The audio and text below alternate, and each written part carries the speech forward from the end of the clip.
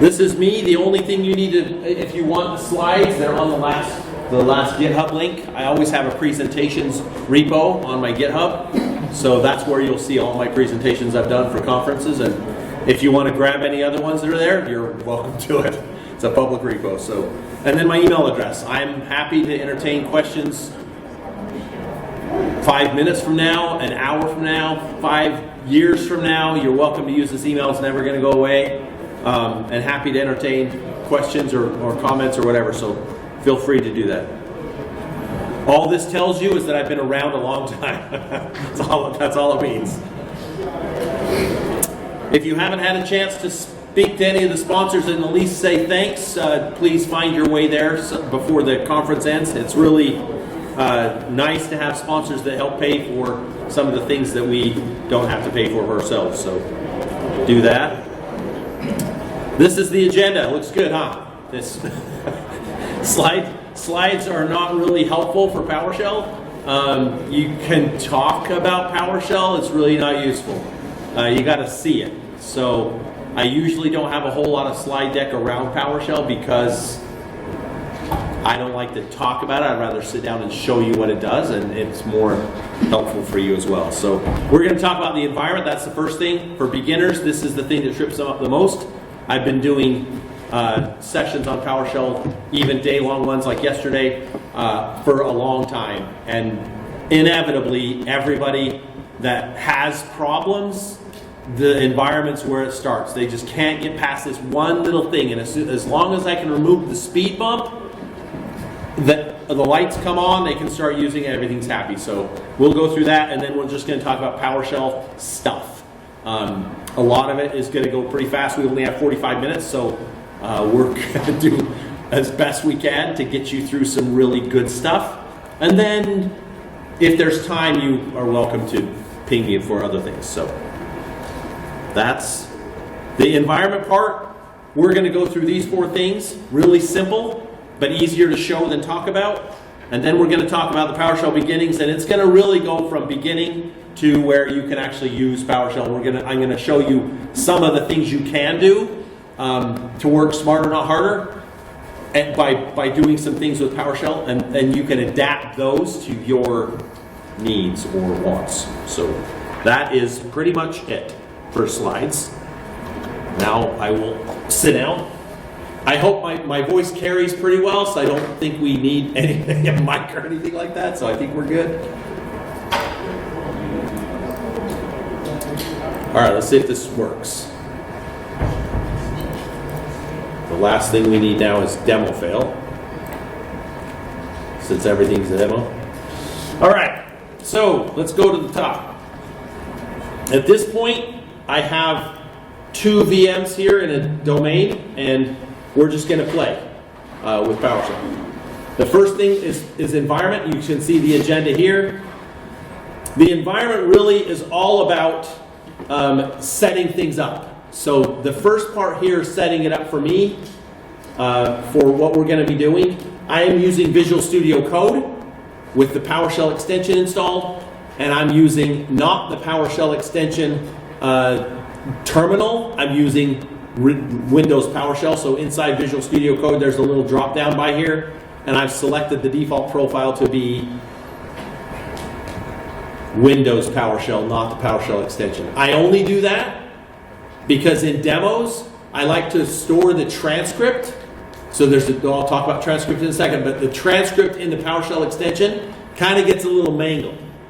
So I give you the transcript of the session as part of the downloads, and you'd be like, what is this crap? So they'll fix it. I believe that they might have already fixed it because it's been a while, and they've ditched Azure Data Studio. So potentially it's fixed, but I didn't test, so I am not going to trust that it'll happen. So I'm just going to use the Windows PowerShell extension here, or the terminal, and we're going to be happy. All right, so I've chosen that. I'm going to ditch this one because I have made it really crazy. So I'm going to open up a new PowerShell window here to make sure it worked. Yep, it did work. And I do have my transcript. We're going to talk about the profile in a second, so you'll see some weird things like here, but you're going to know why we did that.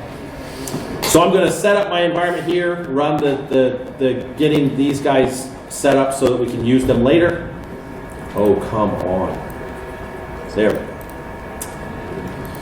The versions is the first thing that trips people up. If you're on a server that's below 2016 server, or you're using something before Windows 10, you will not have Windows PowerShell 5. You just want PowerShell 5. So if you are running in those crappy environments where you don't have that, you can download it. It's called WinRM, Windows Remote Management, and it actually has 5.1 that's downloadable and installable on the Windows Server 2012 R2 and Windows 2012 and then previous Windows versions. So if you don't have it, this is how you tell. Their PS version table is a native variable inside PowerShell, and it will just say what version you're on. This one does say 5.1. Don't care about this guy, the build and the revision. It changes for different Windows, so Windows Server 2022 still has 5.1, but it's a different number at the end. Don't care. Major, minor, done. 5.1 is great. 7, we'll talk about 7, but 7 is also acceptable in what we're going to do. It'll do the same thing, so there's no worries there. So if you're really hardcore and like 7.5, that's the Windows .NET Core version of the shell that runs on Linux and Mac and all that stuff. The next thing that trips people up outside the version, once we get that resolved, is the execution policy. It used to be that Microsoft was friendly to you, and now they're not. So you have to get over that. And sometimes your admins are not very friendly to you, and they do things like group policy and screw everything up. So you have to deal with that, and you do want to make sure that's correct, or else you won't be able to run squat, and that's not very helpful. So the execution policies go anywhere from restricted to all signed to remote signed to bypass. Okay? And then, heaven forbid, you just throw all caution to the wind and run unrestricted. Don't do that, because there's some things in PowerShell that will run that shouldn't run, and you should stop that. So unrestricted will have some boundary, okay? Not complete like lockdown, but have a little some boundary instead of unboundaried. So that's good. So the way you find out that the big thing about execution policy is really about what it affects and what security mode you're in. So if you think about PowerShell and what you can run, every Windows Server version comes, and Windows 10 and Windows 11 comes with PowerShell on it. It just really depends on what your execution policy is and what you can run. If you're running in restricted, which used to be the default, then Microsoft loosened it up and made it remote signed, and then admins got in the way, and now it's restricted again. So you do have to work with your admins if you want it local machine. So policies run in those policies I said, and then they have scopes of local machine and current user. We'll show those here. The list of scopes are right here. Machine policy, don't even worry about it. No one's going to go in and change machine policy. If they do on group policy, you can just go slap the guy upside the head and then move on. The user policy, same thing. They're just policies, and most people don't even tread in those places. So these are the three that you want to worry about. Process just means that when PowerShell.exe runs, you can specify an executable or an execution policy with that run of PowerShell.exe. It has a parameter of execution policy. Most often you'll see that run as bypass because people don't want to trust that an admin didn't screw your machine up. Bypass means it's not unrestricted. It just means it's bypassing the policy for now so you can run things. That's what it means. So on that front, you don't see process because process at this point, I didn't run the process in a special execution policy, so it's just undefined. It's just kind of not set. So then if it's unset on the process, which we are running PowerShell.exe in this window, it just means it's going to believe or use the execution policy that's set in the bottom two. So that's all it means. So what our goal is we want to get to a remote sign. Now I'm going to explain the two. You know what unrestricted means. It means don't use it. Restricted means you can only run commands. You cannot run scripts. So as soon as you get past the get dash command and run, and you want to say PS1 or a function, you can't run that. Won't let you. So restricted says you can run commands, that's it. So that's great. The two you care about is all signed and signed. A remote signed, I mean. All signed means everything you run that's a script has to be signed by code signing. That's a little scary because not everybody buys code signing certificates. The benefit you have is everything we're going to run today comes from the PowerShellGallery.com, and every script that gets put into PowerShellGallery.com must be signed by code signing. So you're covered. You're all good. Remote sign means everything on the local machine you're running on can run, unsigned or signed. And anything on a UNC or not physically local cannot run unless it's signed. So remote signed, over here signed, all signed, signed. Okay, that's what it means. So that, as long as you get that, you're good with policy. So we typically run under remote signed, and these two are set. If you don't have that, the local machine can be set by an admin. If you are a local admin on your box, which I have now found that there's a lot of people now that say, yeah, they won't let us have that. I pick up my Thor hammer and just say, I will get admin, thanks, and they usually succumb. And those that don't, I just be mean to them until they give it to me. I don't think I have anybody yet that hasn't eventually succumbed and given me local admin on my machine. If you can't get local admin, then you can't set that local machine. But you do have a leg up because you do own your own profile. Your user profile, you have admin in it. So that means you can install things in it. You can change policies in it.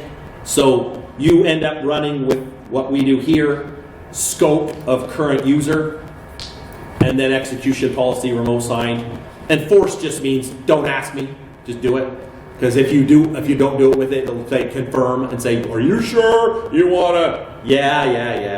And it just keeps you from another keystroke. So just wield that sword, right? Because every time you use force, just remember like you're a Jedi.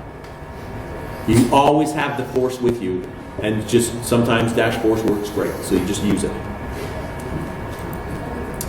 That's execution policy. Once we get people past that, then they can actually run things, which is kind of cool. If you don't have it on, you can't import modules, you can't run scripts, so it's good to have it. The next thing we're going to talk about is profile. Anybody old enough to remember Novell? Novell NetWare, yeah, great product, right? Until it died because everyone took over with the GUI stuff and Novell felt bad. Novell was famous for login scripts, right? You log in and then it maps your printers, it maps your drives, you're good to go. I mean, that's fantastic. Windows came along, Windows NT, and it had the spot in there for a login script and then no one filled it out. So you're like, so did you have it? Well, because Novell had it. So we have to offer it. Nobody ever used it. I had one company I think I ever worked for that had implemented it, and we had login scripts, but it didn't last long. The profile is like your login script when you run PowerShell. There is a specific variable right here, profile, that contains a path. This path is static for PowerShell.exe. The other reason why I don't run in the PowerShell extension is because this, hey, stop. This VS Code thing is in the profile name, and I don't like it, so I stay away. But I could have this dot source my other thing, so that's all fine. But it has a different profile location, so I'd have to maintain two profiles, and I don't like that either. So we have a profile here, and I will show you the profile in just a second. But inside your profile, login script, if you want to think about it that way, you want to have certain things in there that when PowerShell.exe runs, things happen the right way, or the things you want to have happen in your profile. The first thing we put in there is that TLS 1.2. Those of you who are familiar with PowerShell Gallery, they forced PowerShell the PowerShell Gallery to only speak TLS 1.2 and above. Most admins are not changing your default protocol on your servers or your workstations. So if you say install dash module, which we'll show in a minute, install dash module to get a module and it talks to the PowerShell Gallery, it will just come back and give you an error message that means nothing about I couldn't talk TLS 1.2. It says, and you're like, what the crap is that message?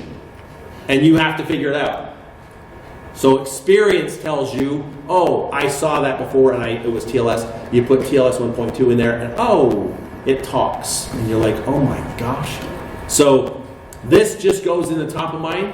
And one day, soon, they say, or they're going to change it to TLS 1.3. so round 2. But I'm just going to change it to TLS 1.3 when they do that, and my server will talk TLS 1.3, and I'm happy. So profiles are great. They're great. The other thing we're going to do in the profile is take and do a start transcript. Anybody watched a court show? Yeah, court show, and the person's up there going, you know, like peanuts, like, doo, doo, doo, doo, doo, and the little thing goes, doo, doo, doo, and the little paper goes, into a little thing. That's a transcript, right? Every public court is transcribed so that they can either read it back or it becomes part of public record. So transcribing becomes important. Well, it became so important to PowerShell, Jeffrey Snover made it a point of having the transcript be this critical. See the path here? See demos, logs? That path exists. But what if it didn't? Would my transcript start or fail to start? My transcript would start, and it would force that path to exist.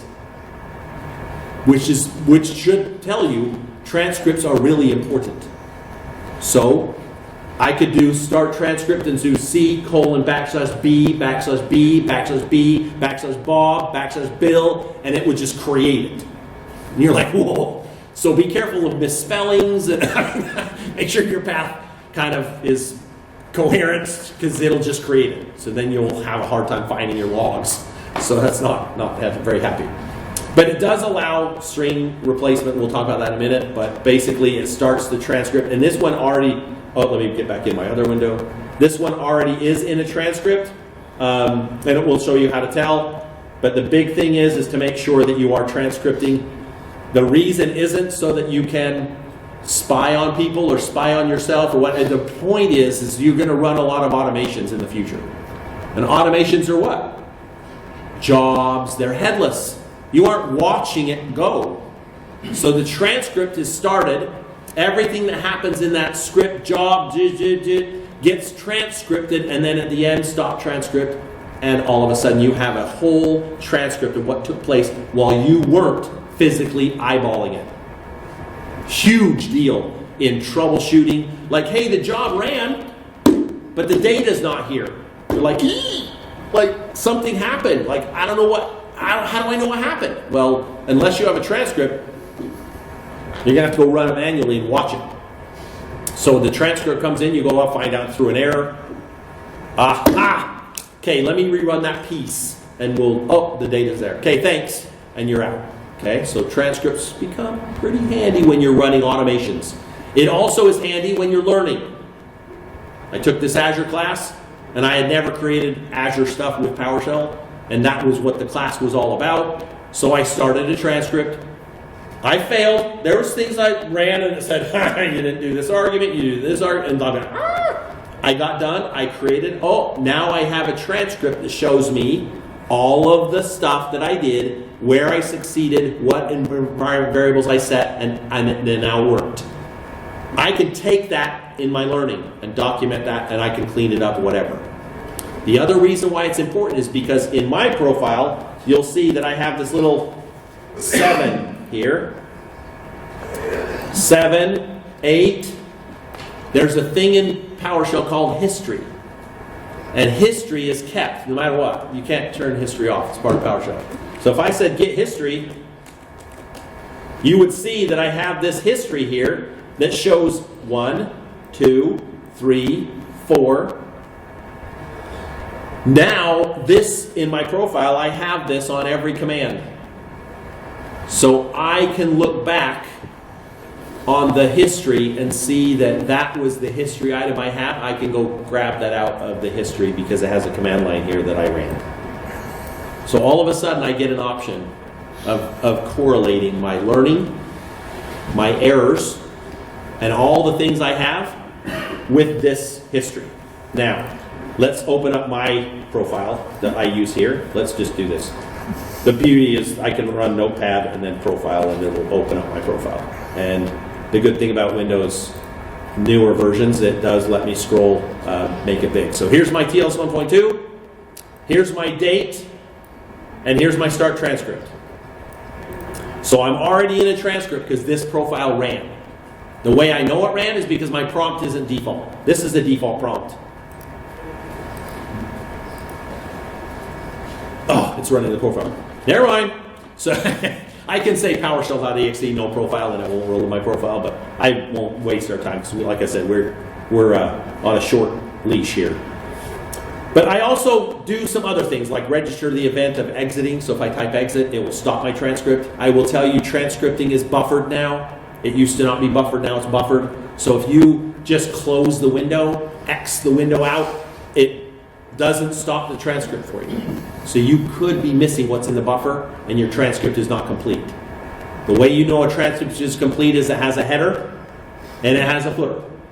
If you see the footer, it was flushed and you're good and closed. If you don't, well, you don't know what you did get.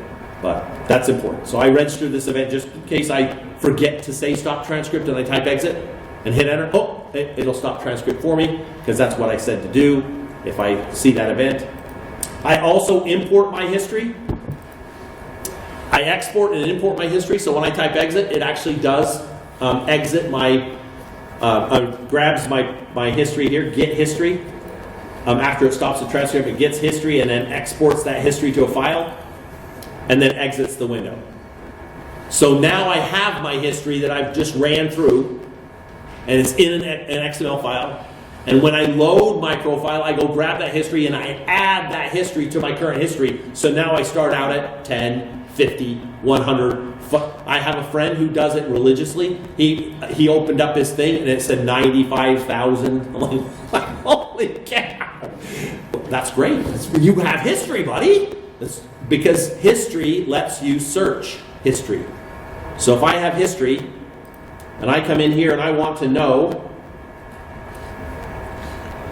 oh, it does that. It's so funny. I want to know the command that I ran that said SQL. So I pound at the thing and do SQL and then tab. And everywhere it sees SQL in the command line, it will tab through them. Now with 95,000, you might want to be a little more specific. But SQL works for this one. We only have 10, so we're good. But now I can get the command lines back up and I can run it again. So history really does pay you back. Now the one little thing you'll run into is that the PowerShell window has built-in history. Even if you open up a new window, you can up arrow and down arrow. You cannot search and you cannot get the history by doing get history. But it stores the command lines of your previous worlds in another file in a protected app data folder. And that way you can up arrow and up arrow. Because people, sometimes when you're habitual, you can do up arrow and you can get your things back and you can run them without having history. But the history's useful, so I use it. Let's go through one more thing. I can put custom functions in my profile, like am I transcribing? Transcripts are nestable, just like SQL transactions. So you can say start transcript, start transcript, start transcript, but what does that mean? You have to stop transcript, stop transcript, stop transcript, because it's nestable. So you have to do as many begins, or as many ends as you did begins, or one of them won't flush. Two of them won't flush. and then you'll get whatever you get. Okay, so that's important to know, especially if you're doing a Windows. So this little function, and this profile will actually be up on the download, so you can have whatever you want. But this tells me if I'm transcripting. So if I went back in here and I said, get am I transcripting, or transcribing, I mean, it says true, I am. I'm in a transcript. So that's good to know, because then I'll just make sure I stop transcript before I exit. All right. The last thing in the profile, really, I mean, a couple functions, but this is prompt function. So anybody who has some history, prompt is a function in the command window to change your prompt. We always did $$P, $G, and it did a little prompt with a drive and then a greater than, and that's great. I change my prompt, so I create a function called prompt, and I change my prompt to do lots of fun things. And that's why in my window I have the date. I have the date that it happened, so if I run a command, it comes back, the date hits. Oh, I know when it ended, because that was the beginning of that prompt and it ended that way. I have the number of seconds it took for that last command to run, so now I know how long it took, even if I went to lunch. I know how long, if I'm profiling to see how long this automation runs, and I run it, it's going, oh, it's taking a while. I go get me a drink or whatever, and I come back, oh, yeah, it ran in 15 seconds. I get an idea. The other benefit is this is in the transcript, which means that I can go look at the transcript and find out from my day. I can find out, oh, how long did that run again? It's in the transcript. I can go see seconds instead of having to do date math myself. I just do date math here. And then everybody that's a hardcore wanting to get as much space on a one-liner, right? I can do that in one line.